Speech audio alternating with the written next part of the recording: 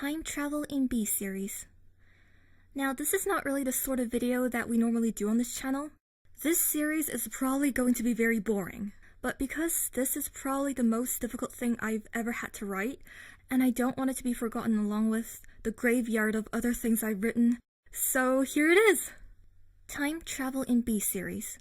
An attempt will be made to answer the question of what time travel consists of and whether it is logically possible if B theory, perdurantism, and eternalism represents the fundamental nature of space-time.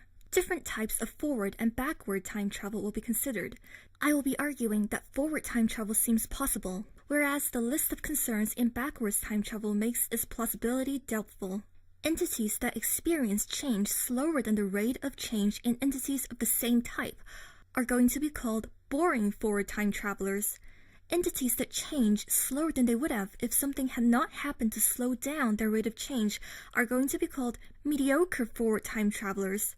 These two depictions of forward time travel seems the least problematic, but are probably the most uninteresting. Strange forward time travel requires the object to disappear from the timeline and reappear elsewhere on the same timeline. This seems logically possible via wormholes. Backwards time travel may result in the grandfather paradox. It makes it possible for death to causally precede birth. It can lead to an endless time loop, which brings up the question of how long the person was in the time loop and introduces meta-time. Backwards time travel seems to require backwards causation. It can result in the never-ending multiplication of one's spatio-temporal parts, which can violate the conservation of mass.